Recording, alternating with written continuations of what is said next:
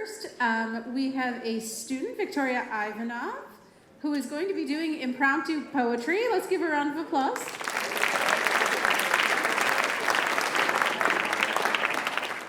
So I'm going to be giving Victoria 12 words, which she has not yet seen. I believe they're going right on the screen.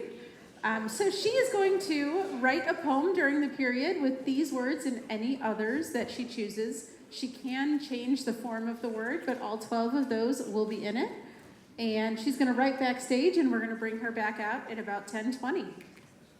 So, thank you very much.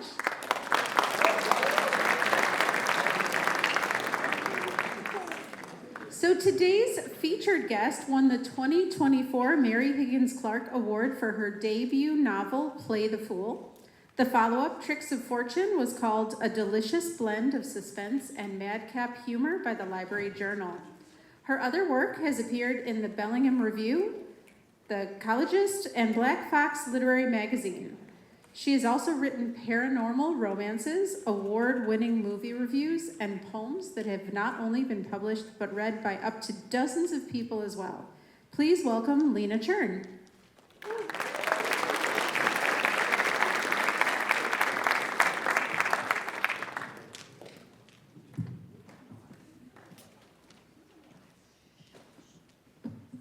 Hi everyone, thank you very much for having me. My name is Lina Chern, and I'm a writer. I'm very, very excited to be here because, and I'm also really excited that your high school is having this kind of event for you. I would have loved to have this kind of event when I was in high school and I was just learning to be a writer. Because I feel like when we're just starting out, just kind of reading, writing, learning about some of the possibilities that we can do with our writing, there's really not a whole lot of information out there about how to be a writer. You know, we kind of see the books in the bookstore and they look all glossy and perfect and shiny, and there's really no information out there, or not a whole lot, maybe not enough, about how we get to be those people with our names on the covers.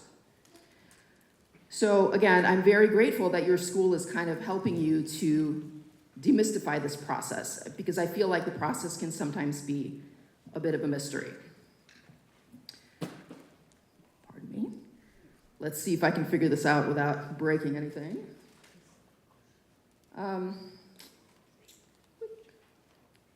Okay. So that's kind of my idea here that I want to talk to you about, is how to solve this kind of mystery of how to get from here to there. So I'd like to start out by telling you a little bit about me. You've already seen these pictures, but I'm gonna go through them again to prove a point. There's my Fancy Pants author photo. Here are my Fancy Pants book covers. Just so you know, I've lived in the Chicago area for most of my life, and I've lived in this area for over 20 years. These mysteries are set in sort of a fictionalized version of this area that we all live in. Here I am talking about my books on TV.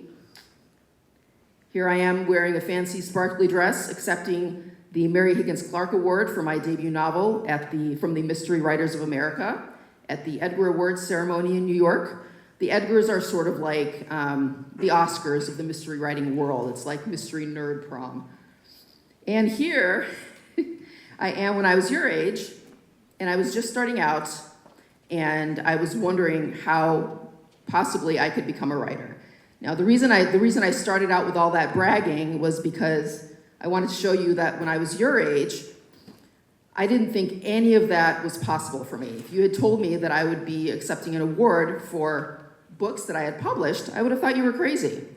Again, because there wasn't a whole lot of information out there about how to write, how to actually be a professional writer. And also, I come from an immigrant family. This is something that a lot of you might relate to. I was actually born in the former Soviet Union. English was not my first language. This, fun fact, was actually is actually my naturalization photo from when my family and I got citizenship. And I think, again, a lot of you might relate to this, but I think in immigrant families that come from a bit of economic instability, they tend to have very certain opinions about what their kids should do in terms of careers to be able to support themselves. There's a lot of anxiety about this, and careers in the arts are generally not considered to be the most lucrative careers. So I grew up with a lot of kind of preconceived notions about what I should and should not be doing in terms of my career. All of that to say is that, again, this mystery was kind of ever present for me. So, pardon me, I'm trying to get a handle on my notes a little bit. So, let's start with a little bit of a show of hands. Who out there likes to read? When you're not being forced to by school. Okay. And again, another question, how many of you actually like to write when you're not being forced to? Okay, so I think we're seeing something kind of important.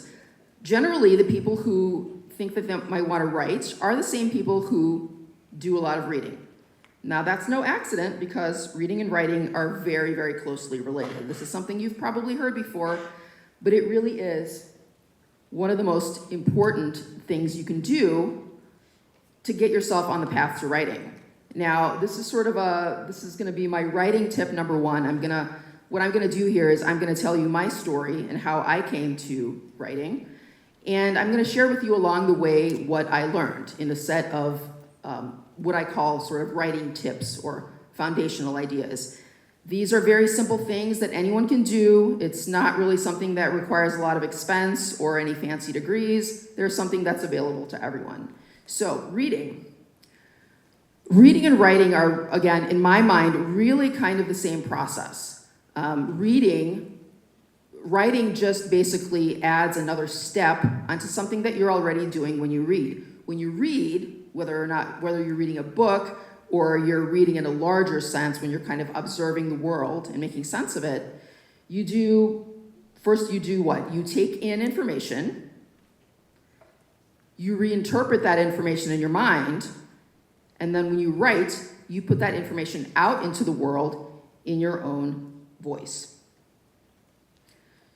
Now, those first two steps, especially the taking in of information, are very important because if you're trying to write, at first, when you start writing, it might seem like the point is to put out as much information as possible, to express your emotions, to express your feelings. And all of that is true, but without taking in information first, if you're just putting information out, that's not really writing, that's social media.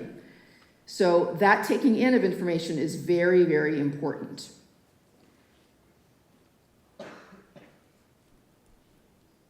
Because the thing is,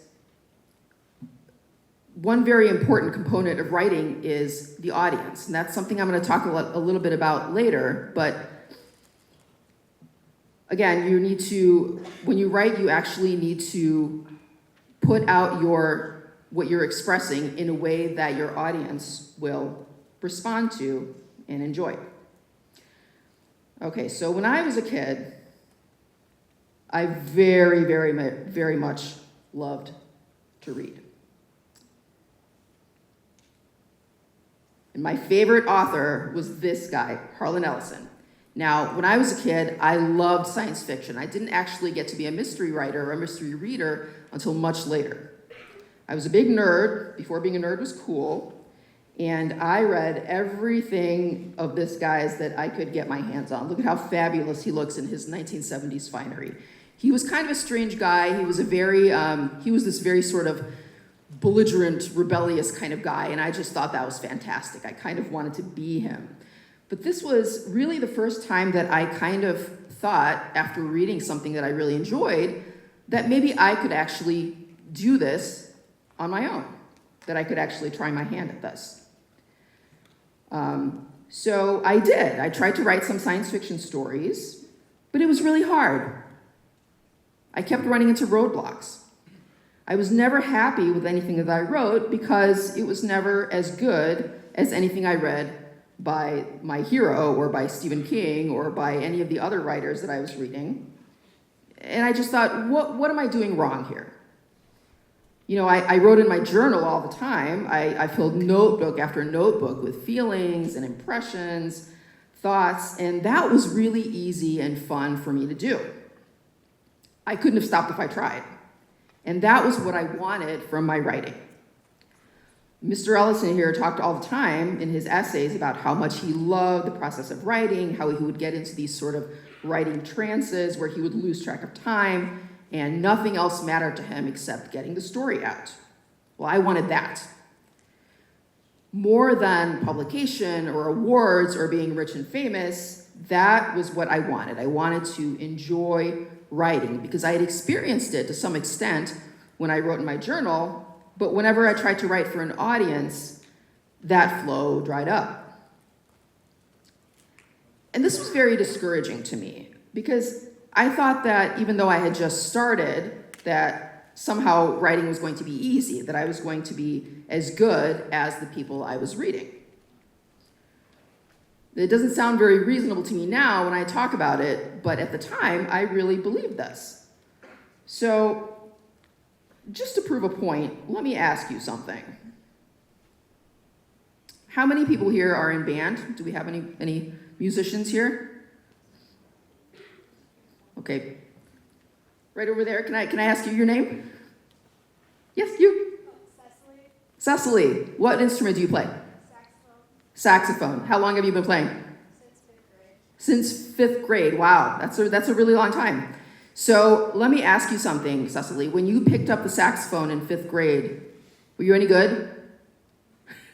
Vehement shaking of the head. Okay, thank you, Cecily. She was terrible when she started playing the saxophone, which, and I'm assuming that is quite different now since you've been playing for so many years. I imagine you're quite good at this point.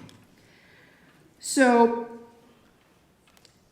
that is just to say that we don't expect anything else, right? We don't expect anything else from budding musicians or anyone who tries to learn any kind of skill. You start out being terrible, you practice, you work hard, eventually you get better. Now, for some reason, young writers, when they start out, and I'm going to include myself here, expect something different. Partially probably because we all kind of start out with basic skills of writing. We know how to write our name, we know how to write a sentence, a paragraph, we do it all the time in school.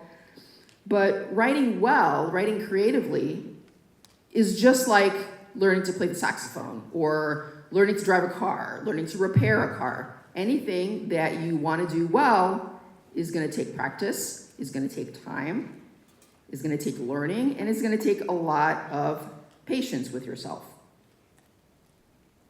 Okay, so I didn't really understand this when I was a kid. So what I decided to do was to write Mr. Ellison a fan letter and ask him for some tips, ask him what I was doing wrong, okay? Because I was very perfectionistic, I was an A student, I was very smart, and it just didn't sit well with me that I was trying to do this thing that wasn't turning out the way I wanted it to, even though my hero that I was comparing myself to had been writing for over 30 years. So I wrote him this letter. I hand wrote it in one of my little spiral notebooks. I tore it out with the little raggedy edges still attached, and I put it in an envelope and I sent it to him. So not 2 weeks later, letter comes in the mail. Fancy stationery, gold embossment on the address with a California return address. This letter was absolutely life-changing. As much of a strange guy as he could be, Mr. Ellison was actually very kind to young fans because I think he probably remembered what it was like to be a weird kid trying to make your way in the writing world. And it was absolutely the kindest, most encouraging letter he could have written. And it said basically what I'm going to say to you today. Read, write, improve, work hard, have fun. That's a little preview of my 4 writing tips, which I will get to later. So let's zero in on that second one. Write. This is going to sound like an obvious one, but let's get into it a little bit more deeply. When you're starting out and you want to try your hand at writing, steal from your favorite writers. Just steal shamelessly. What do I mean by that? I don't mean plagiarize them, I mean imitate them. Try to write how they write. If you read a vampire story that you like, try to write your own vampire story. Try to figure out what they did that appeals to you and imitate it as closely as possible. It doesn't matter. Because I call it stealing, but it's not really, because you're going to put your own spin on it whether you're trying to or not. That will be the beginning of your own writer voice. That second one is very important. Write badly. Get comfortable with writing badly. This is very, very important. You will absolutely not be writing well when you start. That's okay. Keep going.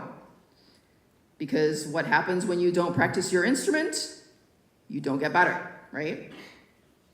The more you write, the more practice you put in, the better eventually your writing is going to be. So be patient, be nice to yourself, be all the things that Mr. Ellison told me to do that I absolutely did not listen to. Didn't believe him at the time.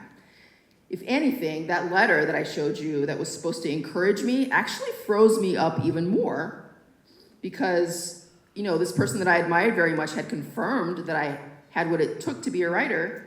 So I started putting even more pressure on myself to succeed. Now, I did have a few successes that kind of kept me trying.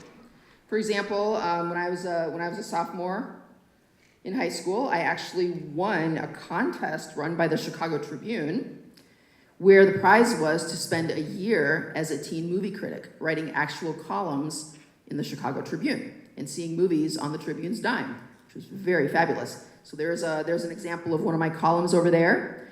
There's a picture of me wearing a unusual t-shirt and thinking I was looking very cool in that picture right there. One of my articles actually was picked up and used in a writing manual, or a writing textbook, I should say, for high schoolers. It was my review of Terminator 2, which I thought was far inferior to the original. I had some pretty strong opinions. So yeah, I did, and this is also a good reminder for you guys to take advantage of these opportunities that pop up in your community. There's all kinds of writing contests out there. There are publications that specifically publish younger writers. There are writing groups. Don't be afraid to go out and explore some of these opportunities to kind of test your writing out, because you never know what could happen.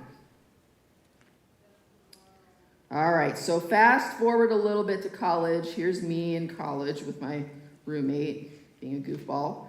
I studied English and creative writing in college, and I still have no idea how I managed to get my parents to agree to this, because they were absolutely sure that I was going to be starving in the streets. Spoiler alert, I did not starve in the street. English, creative writing, these are common majors, common things to study for young people who go to college and want to be writers, although some others are journalism, communications, media. There's all kinds of stuff out there that will give you a basic foundation in how to write. But here's the thing, you don't have to study anything in particular to write. You don't even have to go to college. In fact, some of our most celebrated writers never went to college. Mark Twain, Maya Angelou, Charles Dickens, Ray Bradbury, one of my favorites from my obsessive science fiction reading when I was a kid. None of them went to college. College is useful mostly because it forces you to really concentrate on those first two building blocks of writing, reading and writing. You're gonna read a lot of science stuff.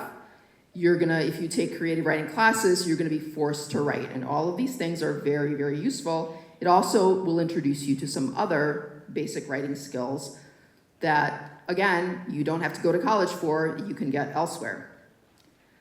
Just a quick aside to say that when I was writing in college, I concentrated on poetry, literally because I thought it would be easier. I thought that shorter pieces would be easier to complete.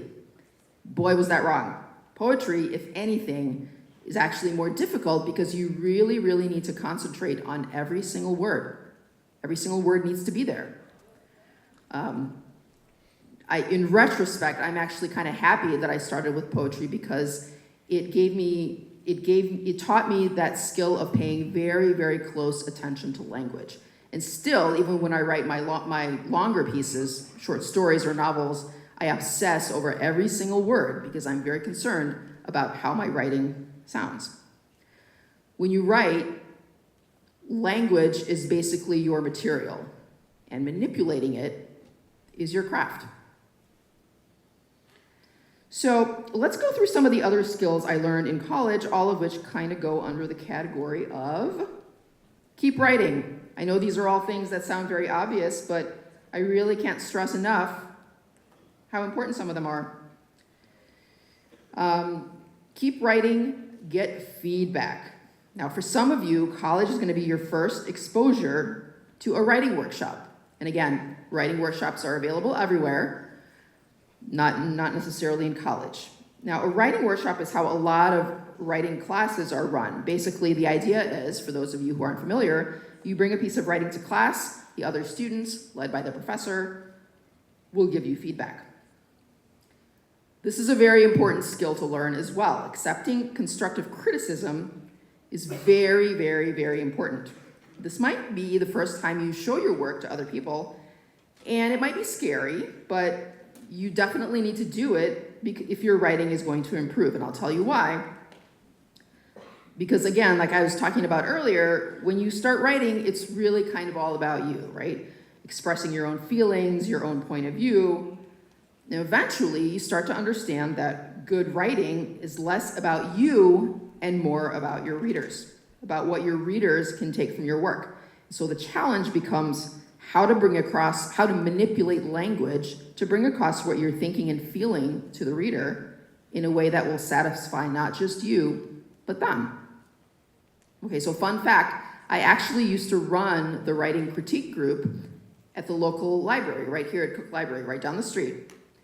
And the most common thing that newer writers did when they got feedback from me or from anyone else in the group was that they would try to argue or they would try to explain what they meant. And my answer to that was always, when your book is on the shelf at Barnes & Noble and a reader takes something from it, interprets it in a way that you didn't intend, are you going to be there to pop out of the book and explain to them what they understood that was wrong? No, you won't. Which is why you need to make sure that everything you intend, every nuance, every word, is out there on the page already, the way you intended it. And a huge part of being able to do that is to run your work by test readers. Because the thing is, as writers, we're often too close to our work. We're too close to our stories to see the holes in them, to see how they're coming across to other people, which is why this stage of writing is very, very important. Because the sooner you understand that shift to the reader's perspective, the easier it will be to stop taking your feedback personally and understand that you and your critique partner are actually on the same side, which is the side of your work. Once you get that feedback, revise, revise, revise. I can't overstate how important this skill is, and it's rarely talked about. Okay, this is one of those places where that void of information about writing gets filled in with all kinds of harmful myths and misinformation about what writing really is. I thought, when I was starting out, that if my writing wasn't perfect from the first draft, that I was doing something wrong. Nothing could be further from the truth. I'm going to tell you a little bit later how many drafts my debut novel went through before it was published, and you're going to be horrified, because I was. But it wouldn't be the book it is today, the book that I'm very proud of, without all of those intermediate stages. Those intermediate stages are rarely, if ever, talked about. So, flash forward, after college, I wanted to keep writing, but again, my family had drilled into me that I needed a steady income. So I actually found a lot of work doing writing-related things. There are all kinds of ways to be a professional writer that don't involve writing literature if that's not your thing. And I've been lucky enough to do just about every kind of writing there is. So for example, I wrote trivia questions for the game company that later went on to become Jackbox Games. Is anyone familiar with them?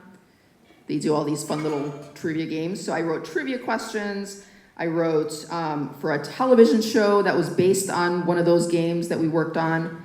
I worked actually for a long time at a toy company that made noisy toys, some of which you probably played with when you were kids. It was called VTech. That was a really fun job. So we did a lot of work with licensed characters, Disney, Warner Brothers, things like that. So I wrote books based on those characters. There's an example right there, a book about Scooby-Doo. I wrote user manuals for the games. I wrote the stuff that went on the back of the box. It was a really, really fun, interesting job.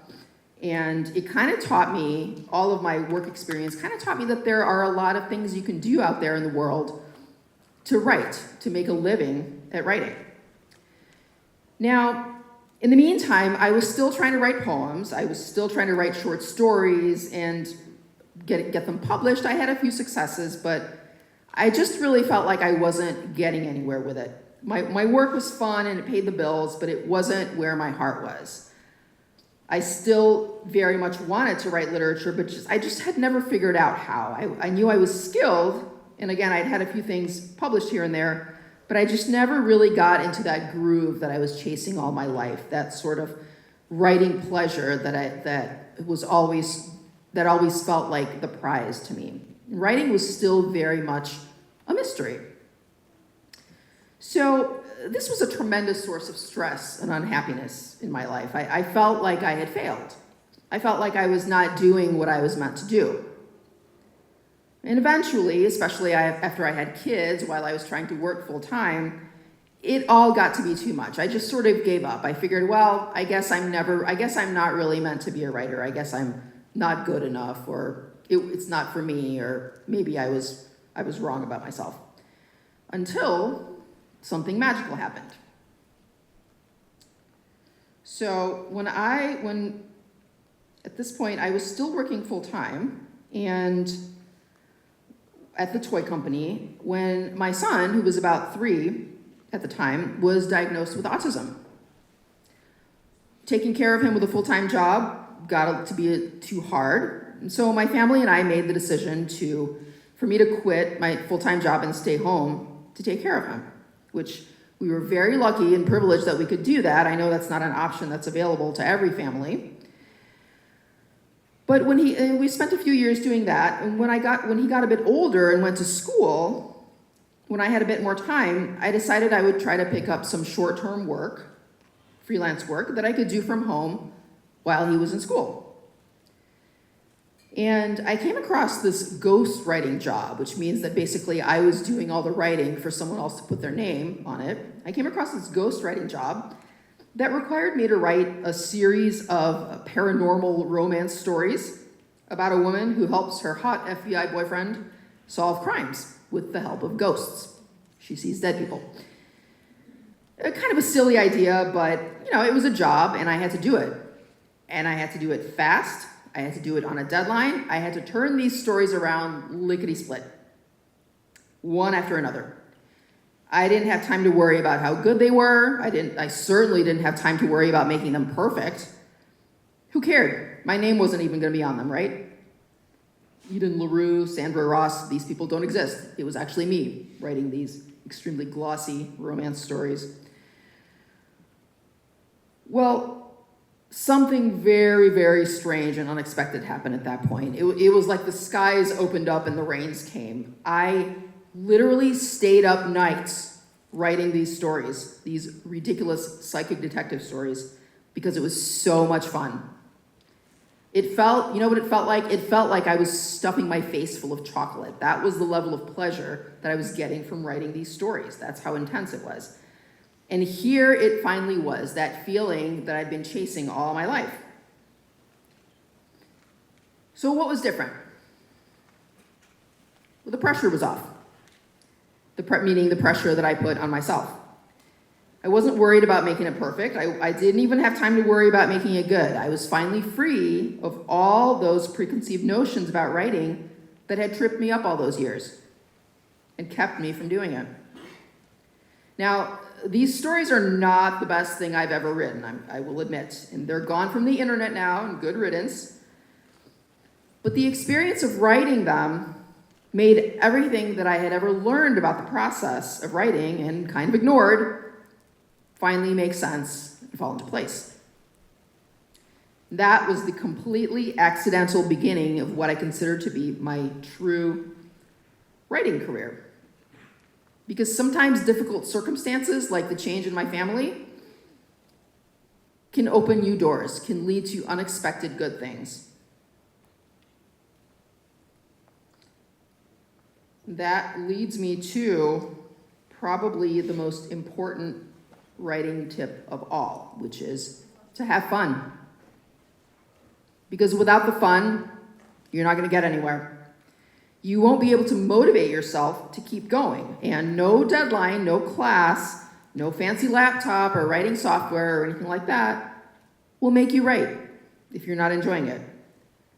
If, on the other hand, you figure out what makes writing fun for you, nothing will stop you from writing.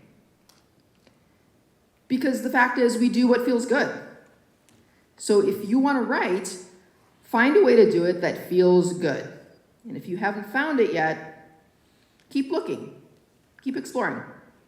Because what's fun for another writer might not be fun for you.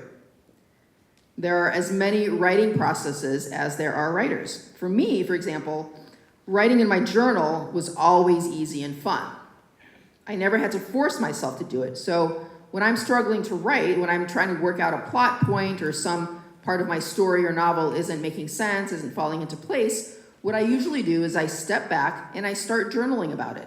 I start just spitting out thoughts, ideas, problems, kind of thinking about what my problem is, and invariably, before I know it, my journaling actually becomes the story. I get involved in what I'm doing, what I'm thinking about, and I go into that place where the story kind of lives. For me personally, there's something about that feel of the pen on the paper and the slowness of writing that kind of allows me to go into that creative part of my brain where the writing lives, and the part that makes it pleasurable. So, yeah, basically I have to trick myself sometimes. That's okay. Find your own tricks. Find whatever little sensory thing makes the writing feel good and do that. And eventually you won't even need the tricks. But again, all of that takes time and patience and exploration, and it takes being kind to yourself. So at that point, once that writing assignment was over, I decided, you know what, I like this. I think I might try to write a novel on my own. And I had the confidence to do this because I already had done some writing like it. So any guesses to how long that first novel took me to write? Anybody out there want to hazard a guess? Go ahead and shout them out if you have them. Any ideas? Nope. 10 years of writing on and off. Now, again, there were a lot of off periods in there, so I don't want to say that I worked on it for 10 years straight, but that was how long it took me to get myself together, to experiment and to have fun and to write. And so here's some of these pictures are kind of scenes from that time. There's a lot of what my daughter calls serial killer writing in notebooks. No one can read my handwriting. I filled notebook after notebook of drafts. There's a picture actually up there of the map that I drew of this fictional neighborhood that I was writing about. My book is about tarot cards, so I researched tarot cards and how to read them and the meanings behind the cards. I worked with my local police department to research law enforcement, and that was a really interesting experience as well. So basically, it took a really long time, which is kind of how it should be. And then this was the result. Here I am receiving my box of pre-publication copies of my debut novel. And what you don't see here is the number of times that I had to rewrite it. So I don't want to get too much into the publication process because that's something that I could stand up here and talk about for hours. But basically the way traditional publishing works is you have to get yourself a literary agent who will then represent your work to a publisher, basically try to sell them the book. The publisher will then publish the book and get it out into the world. Now, you have to first interest a literary agent, and I wrote query letters about my novel to probably over 100 agents. Nobody wanted it. So I did a mentorship program where I sent my where I worked with a couple more experienced writers to help revise my manuscript and get it into shape to interest a literary agent with it. Rewrote it completely. I was able to get a literary agent. That literary agent made me rewrite it again before she put it on sale to publishers. We did sell it to a publisher, and I thought, this is great. Now we can get it published. Nope. The publisher then made me rewrite that novel 3 more times. So at that point, I had lost track of how many times this novel had been rewritten. But like I said earlier, it wouldn't have been the novel it is today without all of that feedback, all of that revision, all of that hard work. And again, when you see a book like this on the shelf at Barnes & Noble or wherever you buy books, you don't see any of that stuff. You don't see all of that hard work, all of that, quote, failure, all of that exploration, all of that experimentation, revision, work, patience. And that's where that mystery comes from. That mysterious sort of inaccessible feeling that writing can have. So, if you take nothing else from what I showed you today, perhaps you will listen to something that my close personal friend Taylor Swift has to say. This was from her Grammy acceptance speech a couple years ago when she won the Grammy Award for Best Album. Let's see. I give about 50-50 odds on whether or not I'm going to be able to get this to work. Here we go. Is there anyone from tech support that can help me? Thank you. All right, the sound does not appear to be working. That's okay, because I am prepared for this eventuality. I'm just going to go to the next slide, and I'm going to tell you what Ms. Swift said. What she was saying up there was, I would love to tell you that this is the best moment of my life, but I feel this happy when I finish a song, or when I crack the code to a bridge that I love, or when I'm shot-listing a music video, or when I'm rehearsing with my dancers or my band, or getting ready to go to Tokyo to play a show. For me, the award is the work. All I want to do is keep being able to do this. I love it so much. It makes me so happy. It makes me unbelievably blown away that it makes some people happy who voted for this award too. All I want to do is keep doing this. So thank you so much for giving me the opportunity to do what I love so much. And for me, I would like to second that. I would like to tell you that having fun, taking pleasure from writing is the solution to the mystery of writing. And there's as many different paths to writing as there are writers, but that fun, that pleasure, is the key. I know we're running out of time here, so I'd like to leave a little bit of time for questions. Any questions for me about anything I've said or anything else? No questions?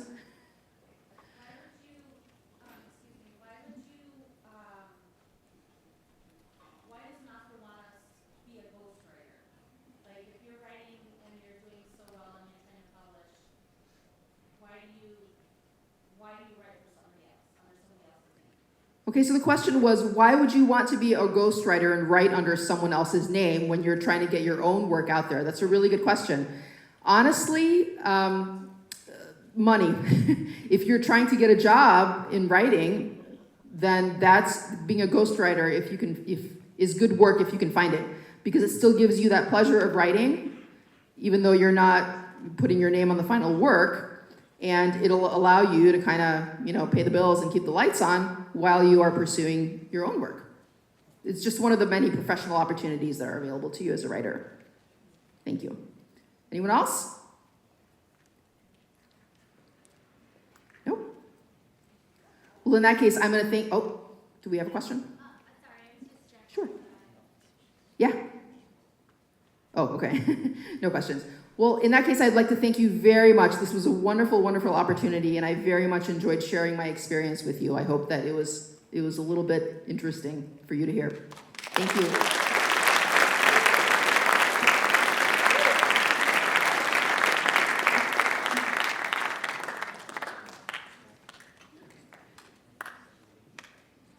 Thank you so much. Let's give our guest one more round of applause. Thank you to Lina Chern.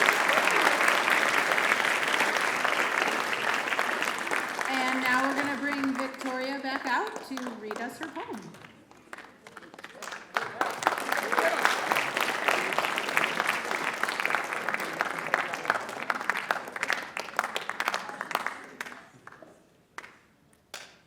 Okay, so this is the poem that I wrote with the 12 different words. Originally, I was gonna go a completely different direction, and then I started writing about my motivation as like a writer and as a student, and I'm actually pretty happy with the final product, so this is niche motivation.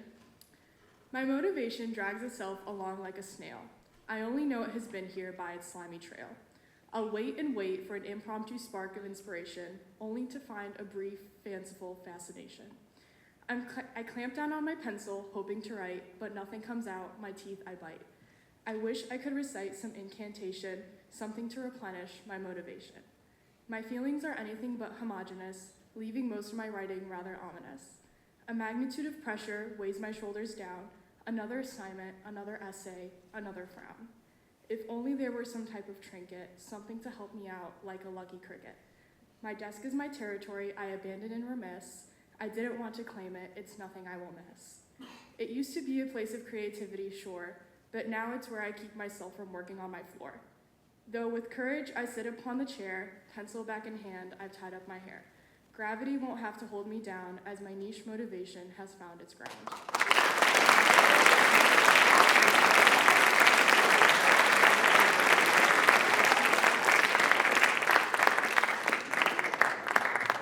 Thank you, Victoria. Any questions for Victoria? Yes? So I have to do this 5th hour, Victoria. What would you recommend from one writer to another doing this particular type of prompt? Like, what are some tips? I just looked at the word motivation, and I was like, I know that's something that I'm like, I don't have the motivation to do my assignments sometimes. And that's kind of like, I based it off one word, kind of, or like a few words. Yeah. Victoria, your classmates came up with the list. Which word was the worst? Homogeneous. There's nothing that rhymes with homogeneous. At first it was going to be androgynous, but I just didn't like it, and then I was like, okay, ominous, that'll have to work. Do you write other things? Yeah, I write short stories occasionally, like little narratives for like writing competitions and stuff. I write research essays for class, but outside of that, I don't really have time to like sit down and write poetry as often as I'd like. You did this last year. Why come back for a second go? I find it really interesting just to see what words I'd get and trying to figure out like how they were going to work together. It's kind of like a little puzzle. So if that's something that any of you guys would be interested, I highly recommend it. It's really fun and it's a great experience in my opinion.